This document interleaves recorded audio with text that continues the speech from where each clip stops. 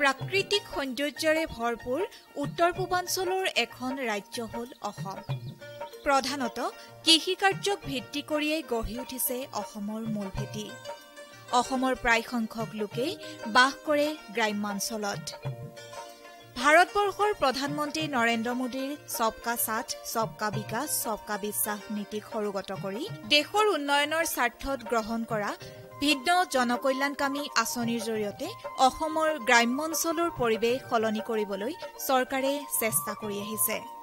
প্ৰধানতঃ মহিলাৰ সবলীকৰণ, স্বচ্ছতা, গ্ৰাম্য পথ নিৰ্মাণ, শিশুৰ শিক্ষা, বিশুদ্ধ খোৱাপানী যোগান আদিৰ ক্ষেত্ৰত ৰাজ্য চৰকাৰে কেন্দ্ৰীয় চৰকাৰৰ পূৰ্ণ সহযোগিতাত অসমৰ গ্ৰাম্যাঞ্চলক সৰ্বোদয়ৰ দিশে ধাৱিত কৰিবলৈ সক্ষম হৈছে। নমস্কাৰ প্ৰিয় দৰ্শকসকল, আপোনালোকক বিকাশৰ আন এক খণ্ডলৈ মই তৃষ্ণা শইকীয়াই স্বাগতম জনাইছোঁ। আজি আহিছোঁ গোলাঘাটৰ উত্তৰ উন্নয়ন খণ্ডলৈ। এই উন্নয়ন খণ্ডটোৰ অন্তৰ্গত ভিন্ন স্থান আজি আমি পৰিভ্ৰমণ কৰিম। সেই স্থানসমূহত বসবাস কৰা ৰাইজৰ সৈতে কথা পাতিম। তেওঁলোক চৰকাৰৰ আঁচনিৰ দ্বাৰা কেনেধৰণে উপকৃত হৈছে নে নাই আৰু এই অঞ্চলৰ বিকাশৰ যাত্ৰা কেনেদৰে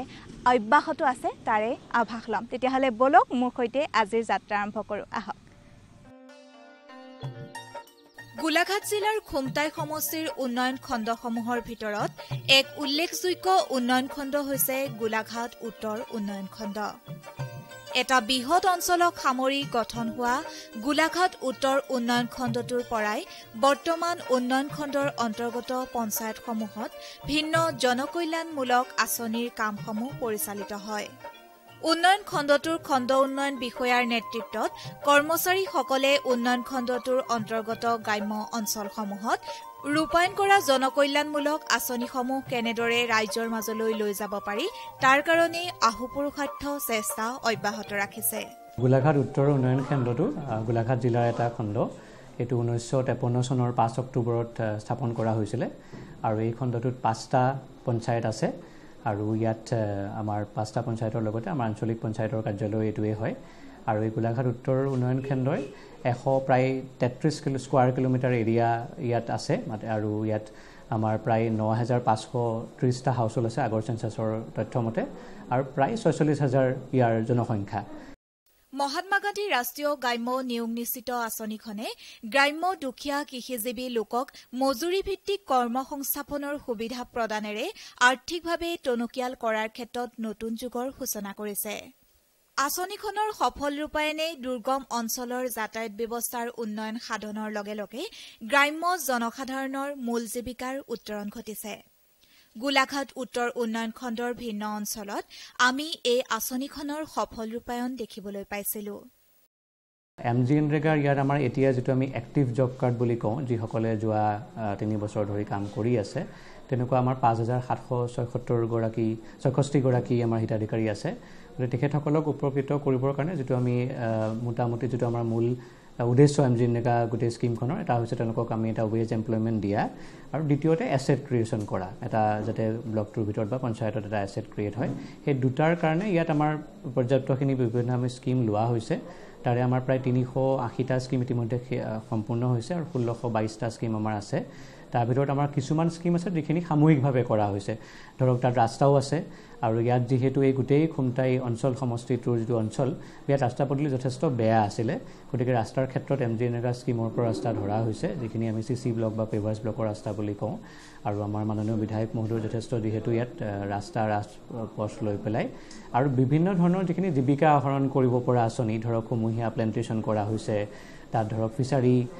কৰা হৈছে বা বিভিন্ন ধৰণৰ আমাৰ ধৰক আমাৰ যিখিনি ইণ্ডিভিজুৱেল বেনিফিচিয়াৰী স্কিম বুলি যিখিনি কওঁ, তেনেকুৱা ধৰণৰ স্কিমো আমাৰ আছে। আৰু ইয়াত সাঁচি পুলিটো এই অঞ্চলত হয়, গতিকে সাঁচি পুলিৰ জৰিয়তে জীৱিকা অৰ্জন কৰিবৰ কাৰণে বিশেষকৈ সাঁচি পুলি ৰুই তেওঁলোকে নিজৰ মাটিত, তেনেকুৱা ধৰণৰ স্কিমো আছে। তাৰ লগতে আমাৰ ফাৰ্ম পণ্ড যিটো কওঁ আমি, ফাৰ্ম পণ্ডৰ স্কিম, সেইখিনি বস্তু আমাৰ ইয়াত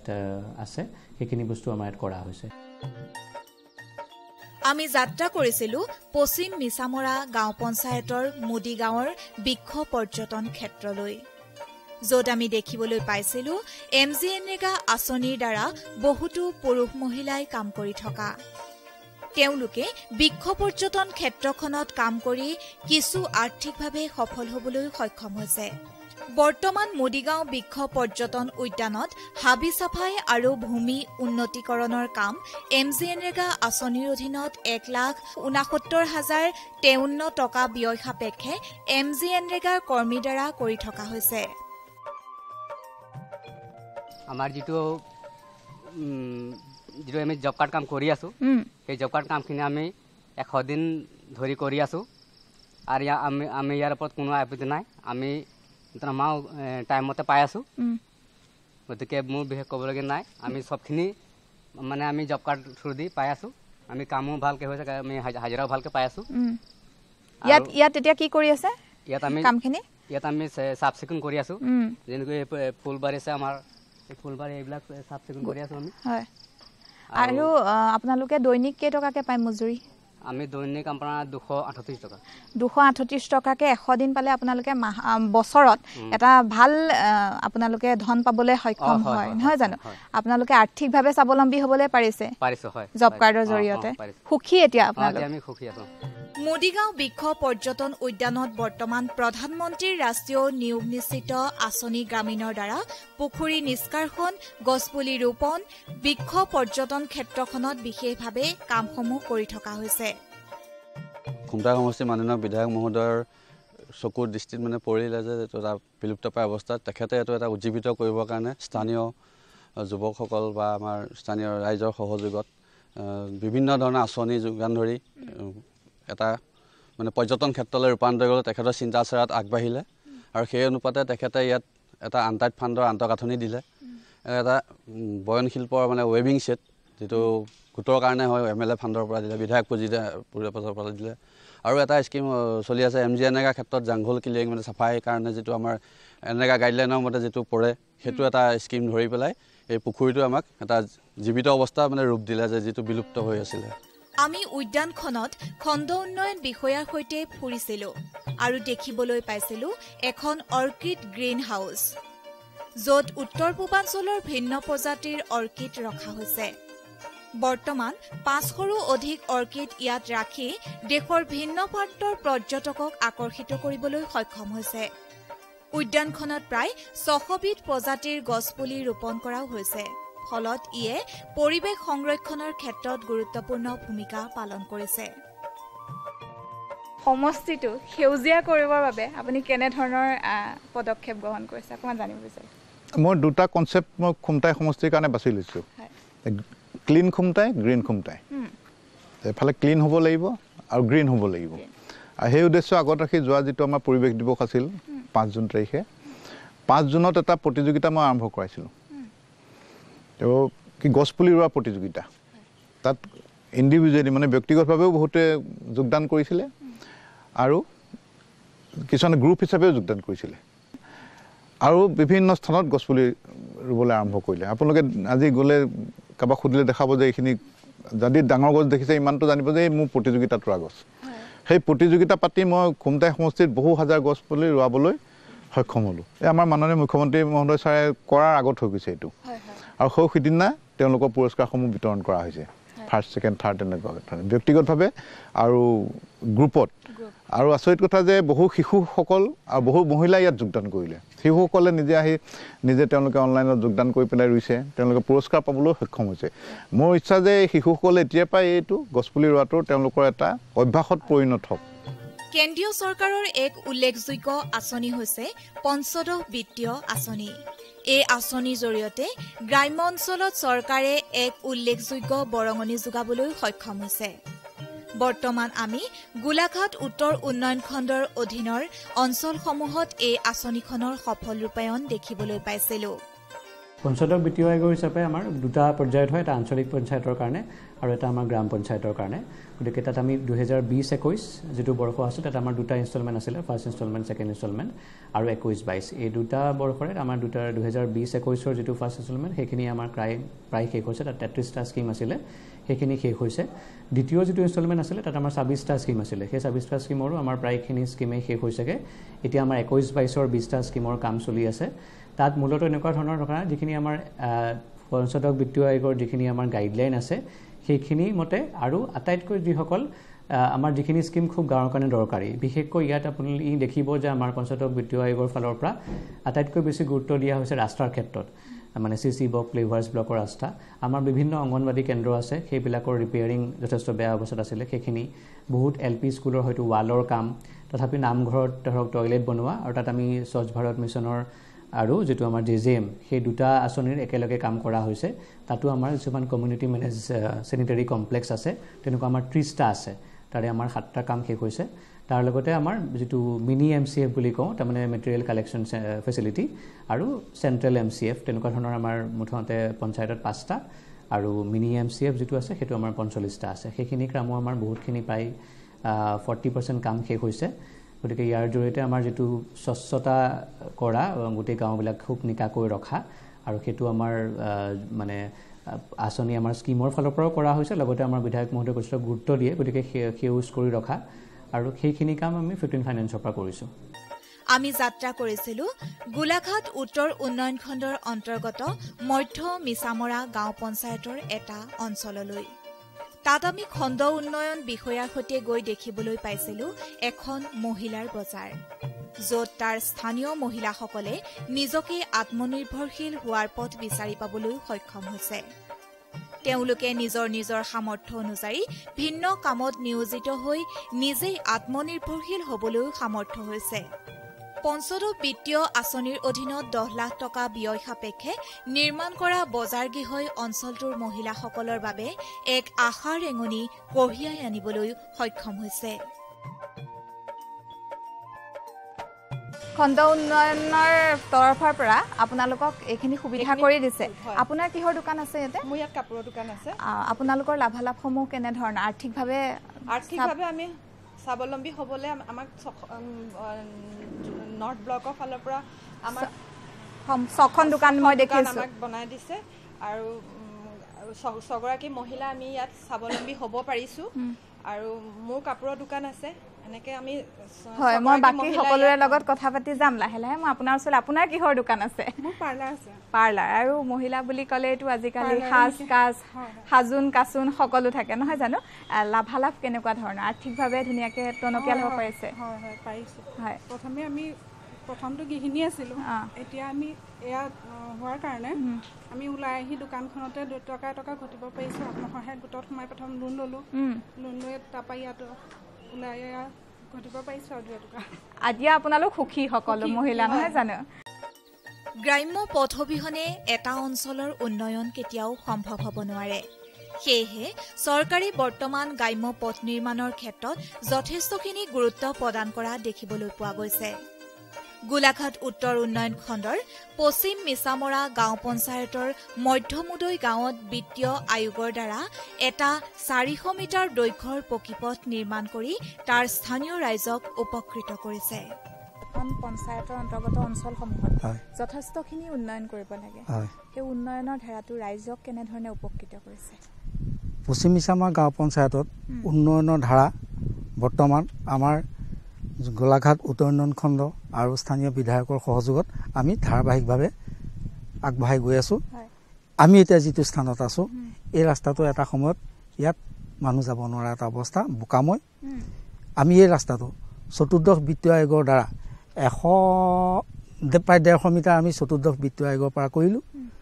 নেক্সট ইয়াৰ মূৰত যিটো ৰাস্তা আছে সেই ৰাস্তাটো আমি একেবাৰে জৰাজীৰ্ণ অৱস্থা আছিলে সেই জৰাজীৰ্ণ ৰাস্তাটো আমি পঞ্চদশ বিত্তীয় আয়োগ আৰু MJNR অধীনত আমি নিৰ্মাণ কৰিছো ইয়াৰ উপৰি আমি এই বিশেষকৈ এই অঞ্চলৰ সমগ্ৰ মানুহখিনি কৃষিজীৱী এই কৃষিজীৱী লোকসকলক আমি পঞ্চায়তৰ যিবিলাক উন্নয়নমূলক আঁচনি আহে এই উন্নয়নমূলক আঁচনিৰ জৰিয়তে ধৰি লওক IBS হওক বা অন্যান্য ধৰণেই হওক কেনেধৰণে আমি উৎসাহ বা উপকৃত কৰিব পাৰোঁ তাৰ বাবে আমি প্ৰচেষ্টা অব্যাহত ৰাখিছোঁ উন্নয়ন খণ্ডটোৰ পশ্চিম মিছামৰা গাঁও পঞ্চায়তৰ গোৱালগাঁও নামঘৰত 2,50,000 টকা ব্যয় সাপেক্ষে এখন সমূহীয়া শৌচাগাৰ নিৰ্মাণ কৰি উলিয়াইছে নিৰ্মাণ কাৰ্য সম্পন্ন হোৱাৰ পাছত বৰ্তমান নামঘৰলৈ অহা ভক্তপ্ৰাণ ৰাইজ যথেষ্টখিনি উপকৃত হৈছে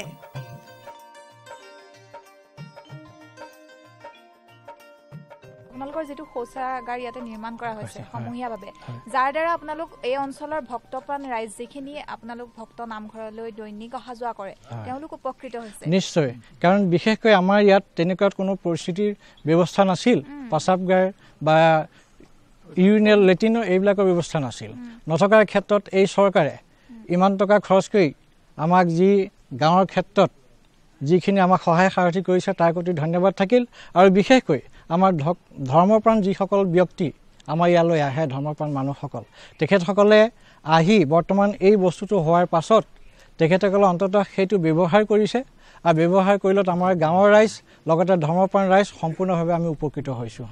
পশ্চিম মিছামৰা গাঁও পঞ্চায়তৰ পৰা ওলাই গৈ আমি পাইছিলোগৈ পূব মিছামৰা গাঁও পঞ্চায়তৰ অন্তৰ্গত অঞ্চলসমূহলৈ আমি গৈছিলো আৰু দেখা পাইছিলো এটা গ্ৰাম্য পুথিভঁৰাল চৰকাৰে চতুৰ্থ বিত্তীয় আয়োগ আঁচনিৰ দ্বাৰা পুথিভঁৰালটো পুনৰ নিৰ্মাণ কৰি তাৰ স্থানীয় পঢ়ুৱৈ সমাজক উপকৃত কৰিবলৈ সক্ষম হৈছে আমি দেখিছিলো বৰ্তমান প্ৰায় 600 কিতাপ তাতে সংৰক্ষিত হৈ আছে যাৰ দ্বাৰা স্থানীয় শিক্ষিত জনসাধাৰণে পুথিভঁৰালটোৰ পৰা সুবিধা লাভ কৰি অঞ্চলটোত এক কিতাপ পঢ়াৰ পৰিৱেশ গঢ়ি তুলিছে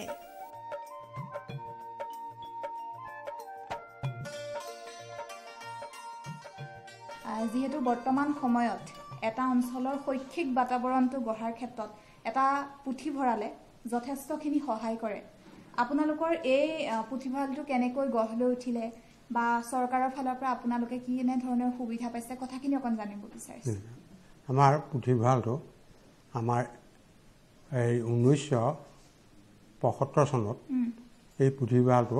ৰিনোভেশ্যন কৰা হৈছে তেতিয়াৰ পৰা এই পুথিভঁৰালটো লাগি পুথিভঁৰালটো নিৰ্মাণ কৰা হৈছে তাৰপিছত বহুত যত্নৰ মূৰত নিৰ্মাণ কৰি আৰু আমাৰ ৰাইজৰ সহযোগত আৰু আমি বহুত কষ্ট কৰি এই পুথিভঁৰালটো নিৰ্মাণ কৰা হৈছে তাৰপিছত পুথিভঁৰালটোক বেছি সহায় কৰিলে বা উন্নত কৰিলে আমাৰ পঞ্চায়ত MLA MP তেওঁলোকৰ ফাণ্ড আমি পঢ়াইছোঁ তেওঁলোকৰ ফাণ্ডবিলাকে আমি সময়ে সময়ে বা কোনোবা এটা বছৰত পাওঁ তেনেকৈ আমি এটুকুৰা কাম কৰোঁ কৰি আজি এই পৰ্যায়টো হৈছে এই পৰ্যায়ত এই লাষ্ট এইটো পৰ্যায়ত আমাৰ এই ৰূপটো বেয়া হৈ গৈছিলে আৰু পুৰণা আছিল আৰু অলপ পুৰণা ষ্টাইলত আছিলে তাৰপিছত এই ৰূপটোৰ কাৰণে মই যত্ন কৰি আছিলোঁ আমাৰ সভাপতি দিলীপ হাজৰিকা আছে তেওঁকো মই বহুত খাতি কৰিছোঁ যে এইটো আমাৰ এই ৰূপটো বদলি কৰি দিব লাগে পিছত তেওঁ যেনিবা আমাৰ অনুৰোধ ৰক্ষা কৰিলে আৰু তেওঁ এই ৰূপটো বদলি কৰি সলনি কৰিলে আৰু এইবিলাক অলপ ৰিপেয়াৰিং কৰি ই এটা নতুন পৰিৱেশ সৃষ্টি কৰিলে পূব মিছামৰা গাঁও পঞ্চায়তৰ কাৰ্যালয়টো বৰ্তমান পঞ্চদশ বিত্তীয় আয়োগ আঁচনিৰ যোগেদি প্ৰায় 12 লাখ টকা ব্যয় সাপেক্ষে নিৰ্মাণ কৰি থকা হৈছে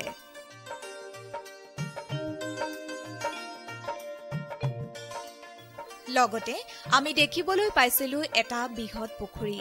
য'ত চৰকাৰী অনুদানেৰে পুখুৰীটো খন্দা হৈছিল বৰ্তমান পঞ্চায়তখনে পুখুৰীৰ পৰা টকা উপাৰ্জন কৰিবলৈ সক্ষম হৈছে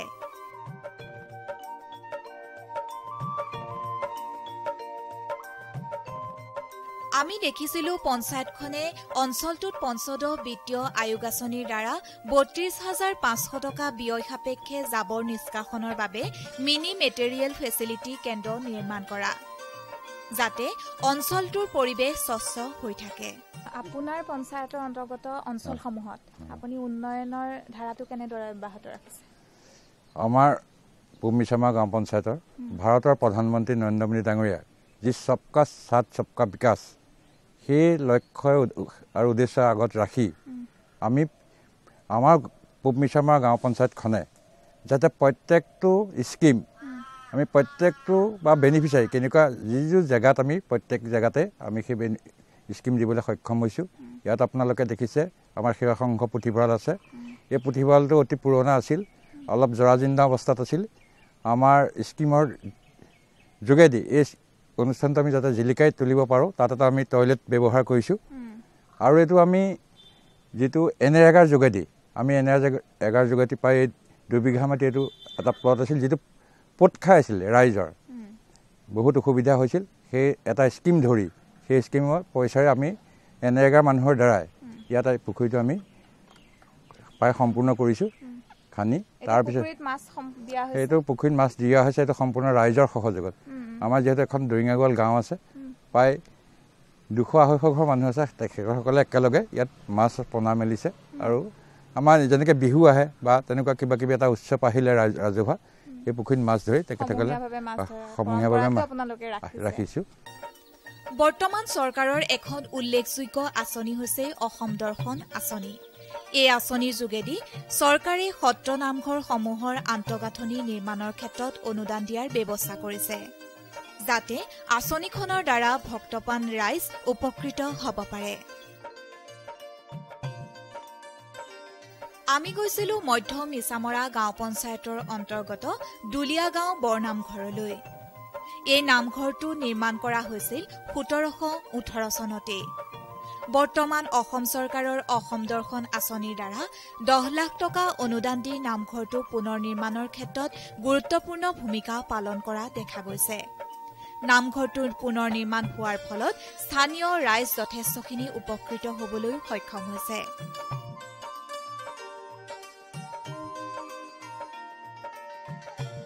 চৰকাৰৰ আঁচনি অসম দৰ্শন এই আঁচনিখনৰ বিশেষ কামটোৱেই হৈছে যে অসমৰ যিসমূহ মঠ মন্দিৰ আছে সেই মঠ মন্দিৰসমূহৰ উন্নয়ন কৰা আৰু সেই আঁচনিখনে আপোনালোকক ঢুকি পাবলৈ সক্ষম হৈছে বিশেষভাৱে এই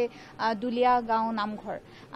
ভাগ ঢুকি পাইছে মই কেনেধৰণে আপোনালোকে সেই আঁচনিখনৰ ধনেৰে আপোনালোকে কি কৰিলে গোটেই কথাখিনি অকণমান জানিব বিচাৰিছোঁ আমি যিহেতু আমাৰ নামঘৰ ভাগ 300 বছৰ পাৰ হোৱা এভাগ নামঘৰ দুলিয়া গাঁও বৰনামঘৰ আমি দুলিয়া গাঁও বৰনামঘৰক অসমৰ বিভিন্ন আগস্থায়ী নামঘৰ লগত আমি প্ৰতিষ্ঠা কৰিবলৈ যত্ন কৰি আহিছোঁ আৰু অসম চৰকাৰে আমাক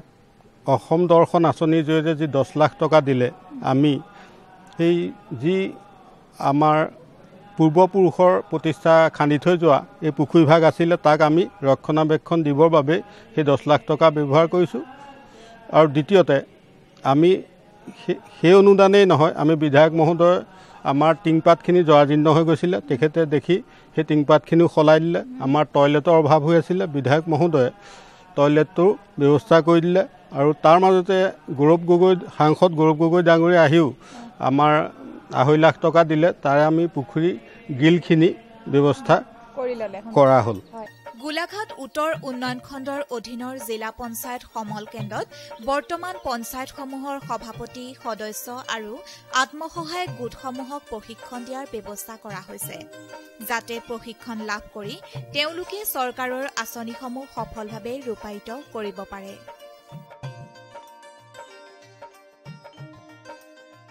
কেন্দ্ৰীয় চৰকাৰৰ জনকল্যাণমূলক আঁচনিসমূহৰ ভিতৰত এক উল্লেখযোগ্য আঁচনি হৈছে প্ৰধানমন্ত্ৰী আৱাস যোজনাৰ আঁচনি এই আঁচনিৰ যোগেদি বৰ্তমান চৰকাৰে গ্ৰাম্য অঞ্চলত বসবাস কৰা দৰিদ্ৰ জনসাধাৰণক বা গৃহহীন লোকক আৱাস গৃহ আবণ্টন দি যাতে গ্ৰাম্য অঞ্চলত বসবাস কৰা দৰিদ্ৰ গৃহহীন লোকে এই আঁচনিৰ দ্বাৰা সুবিধা লাভ কৰিব পাৰে তাৰে ব্যৱস্থা গ্ৰহণ কৰিছে প্ৰধানমন্ত্ৰী আৱাস যোজনা আমাৰ মূলত ইয়াত এতিয়ালৈকে আমাৰ বেলেগ বেলেগ ফেজত চলি আছে আমি কেতিয়াবা নিজৰ যদি আমি ভাগ হিচাপে কওঁ তেতিয়াহ'লে অ'ল PWL বুলি কয় টাকাটছা হাউচ আৱাস প্লাছ এনেকৈ গোটেইখিনি মিলি পেলাই আমাৰ 2651টা ঘৰ এতিয়ালৈকে চেংচন কৰা হৈছে সেই ঘৰখিনিৰ ভিতৰত আমাৰ যিখিনি চেংচন হয় তাৰ ভিতৰত আমাৰ প্ৰায় 1494টা ঘৰ আজিলৈকে আমাৰ সম্পূৰ্ণ হৈছে সেইখিনি ঘৰ ইয়াত যিসকল আমাৰ একেবাৰে দৰিদ্ৰতম লোক বুলি আমি যদি কওঁ পুৱেৰেষ্ট অফ দ্য পুৱৰ সেই সকলোকে যাতে তেওঁলোকে ঘৰখিনি পায় সেইটো এটা প্ৰক্ৰিয়াৰ মাজতে যিটো আমাৰ পঞ্চায়তৰ যিখন পাৰ্মানেণ্ট ৱেট লিষ্ট বুলি কয় সেই ৱেট লিষ্টৰ পৰা চাই পেলাই আমাৰ তাত কিছুমান ডিলিশ্যনো কৰা হয় ধৰক যেতিয়া আমাৰ প্ৰথম ফটো তুলিছিলে নিৰ্বাচন কৰিছিলে তেতিয়া হয়তো এনেকুৱা ধৰণৰ হৈছিলে যে কিছু সংখ্যক হয়তো ঘৰ মানুহৰ তেতিয়া অৱস্থা বেয়া আছিলে কিন্তু ইতিমধ্যে তেওঁলোকে চাকৰি পালে বা তেওঁলোকে হয়তো তেওঁলোকৰ অন্য ধৰণৰ কিছুমান সুবিধা হ'ল পকা ঘৰ বনালে সেইখিনি কাটি দিয়া হয় গতিকে এটা যাতে স্বচ্ছ প্ৰক্ৰিয়াৰ যাতে ঘৰখিনি আটাইতকৈ যিখিনি দৰিদ্ৰ লোক বা যি পাবলগীয়া সেইখিনিয়ে যাতে পায় সেইটো এটা ব্যৱস্থা পঞ্চায়ত পৰ্যায়ৰ পৰা লোৱা হয় প্ৰধানমন্ত্ৰী আৱাস যোজনা আঁচনিখনৰ দ্বাৰা বহু গৃহহীন পৰিয়ালে উপকৃত হোৱা আমি দেখিবলৈ পাইছিলোঁ পশ্চিম ব্ৰহ্মপুত্ৰ গাঁও পঞ্চায়তৰ 1 নং ফকন্দগুৰি গাঁৱত ভিন্ন জাতি জনগোষ্ঠীৰে পৰিপূৰ্ণ আমাৰ অসম আৰু আমাৰ অসমত বসবাস কৰা এক ভূমিপুত্ৰ হৈছে মিচিং সম্প্ৰদায়ৰ লোকসকল আৰু মই এখন মিচিং সম্প্ৰদায় বসবাস কৰা